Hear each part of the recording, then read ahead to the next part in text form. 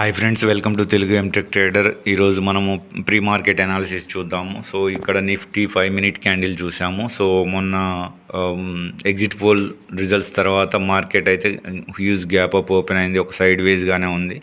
So ఇందులో నేను ఇక్కడ ట్రాప్ అయ్యాను, డౌన్ సైడ్ తీసుకున్న. మార్కెట్ ఏమో వన్ సైడెడ్గా ఉంది ఓల్డ్ డే. సో అదొక లాస్ అయితే వచ్చింది. సో తర్వాత ఇక్కడ మనకు ఈరోజు నెక్స్ట్ డే రిజల్ట్స్ రోజు చూసుకున్నట్టయితే మార్కెట్ కంటిన్యూస్గా బిగ్ ఫాల్ అయితే పడ్డది. తర్వాత మార్కెట్ అయితే ఈ కొంత రికవరీ చేసుకొని సో ఈ ఏరియాలో క్లోజ్ అయిపోయింది.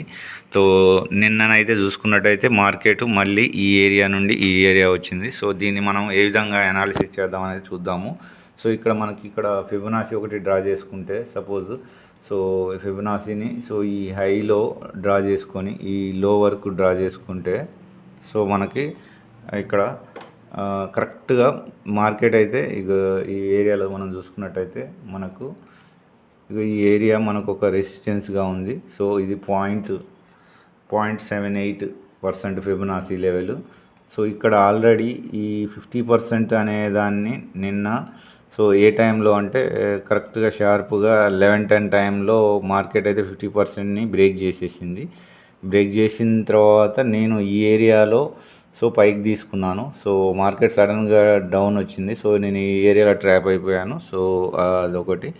సో ఇక్కడ మనకి ఈ విధంగా చూసుకున్నట్టయితే సో ఇక్కడ ఇది ఏంటంటే 0.6%. సో కరెక్ట్గా 0.6% ఫిబొనాచి లెవెల్లో మార్కెట్ అయితే క్లోజ్ తీసుకుంది. సో ఈరోజు మార్కెట్ ఏ విధంగా ఉంటుంది అనేది చూడాలి, ఎందుకంటే నిన్న ఎన్డీఏ మీటింగ్ అయితే జరిగింది. సో పాజిటివ్ నోట్స్, వాళ్ళ డిమాండ్స్ కూడా మాట్లాడుకుంటారు. సో నెక్స్ట్ పిఎం సెరిమనీ అంటే సో ఇక్కడ మనకైతే ఫిబొనాచి 0.6%ని మనకు రెస్పెక్ట్ చేసింది. కానీ ఇది మన మార్కెట్ అయితే మ్యాక్సిమం ఒక 2-3 రోజులు న్యూస్ బేస్డ్గానే మార్కెట్ రియాక్ట్ అవ్వచ్చు.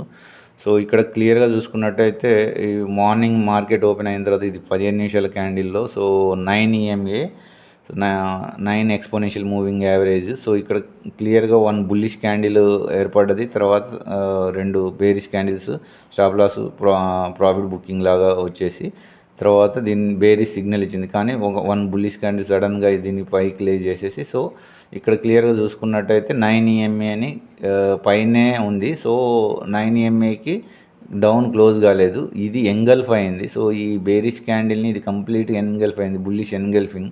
అంటే మార్కెట్ కంప్లీట్ బుల్లిష్ ఉంటుంది అనేది దీన్ని ఈ క్యాండిల్ ద్వారాగా మనము ఇక్కడ చేసుకొని మనం కావాలంటే సో ఈ ఏరియాలో మనం ట్రేడ్ తీసుకోవడానికి కూడా మనకి మంచి అవకాశం ఉండేది. అంటే మన సపోజ్ ఇది సో ఈ విధంగా మనకు స్టాప్ లాస్ దీన్ని డౌన్గా పెట్టుకుంటే, ఎందుకు అనంటే ఇది కంప్లీట్గా ఇది బుల్లిష్ ఎన్గల్ఫింగ్ క్యాండిల్.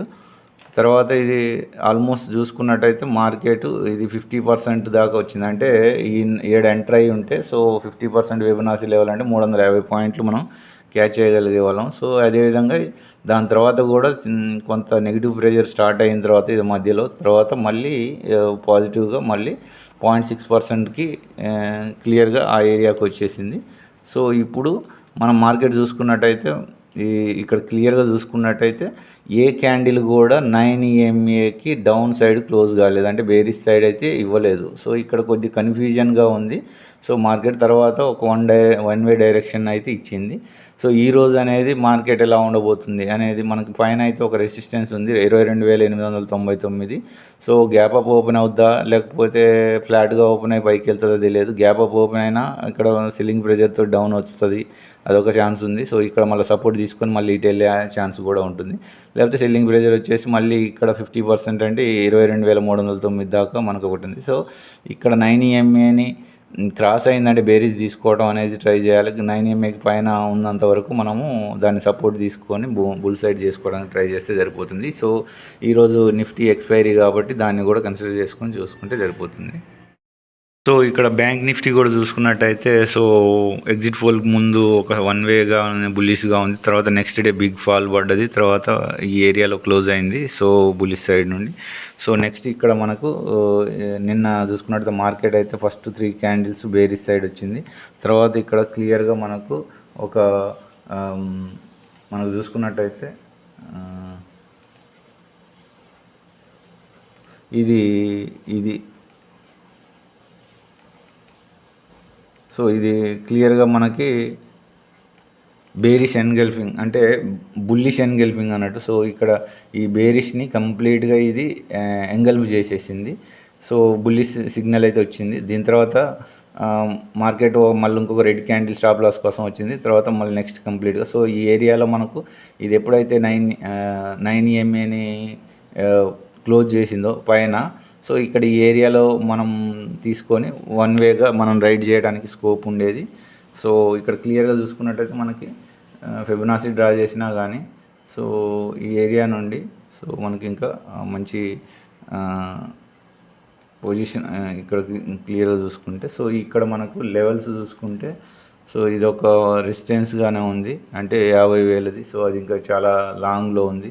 సో ఇది క్లియర్గా చూసుకుంటే ఇక్కడ మనకు 49,183 వరకు ఆల్రెడీ పైకి వెళ్ళింది. సో ఇక్కడ 49,350 దాకా వెళ్ళింది.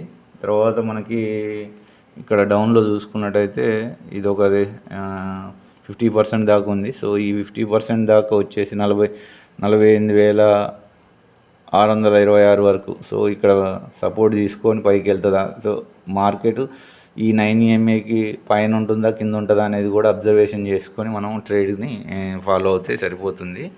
సో ఒక రేంజ్లోనే కన్సాలిడేటెడ్గా సైడ్ వేస్ ఉండొచ్చు. సో ఎందుకంటే ఇక్కడ సెల్లర్స్ సెల్ చేసేవారు. సో అదేవిధంగా ఇటు బయ్యర్స్ కూడా సెల్ చేశారు. సో ఎక్స్పైరీ దాకా ఇదే రేంజ్లో ఉండే ఆస్కారం ఉంటుంది. వోల్టాలిటీ ఉండి ఈ రేంజ్లోనే టైంపాస్ చేసే ఆస్కారం కూడా ఉండొచ్చు. చూద్దాము. ఇక్కడ Nifty levels option chain data చూసుకుంటే ఇండియా విక్స్ 18 ఉంది. సో అది కొద్దిగా అంటే బుల్లిష్ సిగ్నల్ అయితే ఇచ్చింది. కానీ ఇక్కడ మనకు చూసుకున్నట్టయితే మనకు సైడ్ వేస్గా కాల్ రైటర్స్ అయితే ఇక్కడ యాడ్ అయ్యారు, మోరుగా ఉన్నారు ఇక్కడ. సో మార్కెట్ సైడ్ వేస్గా ఉంటుందా అనేది తెలియదు, చూద్దాము. సో ఇక్కడ కూడా 22,500 దగ్గర కూడా కాల్ రైటర్స్ డౌన్ సైడ్కి అన్నట్టుగా కాల్ రైటర్స్ యాడ్ అయ్యి ఉన్నారు.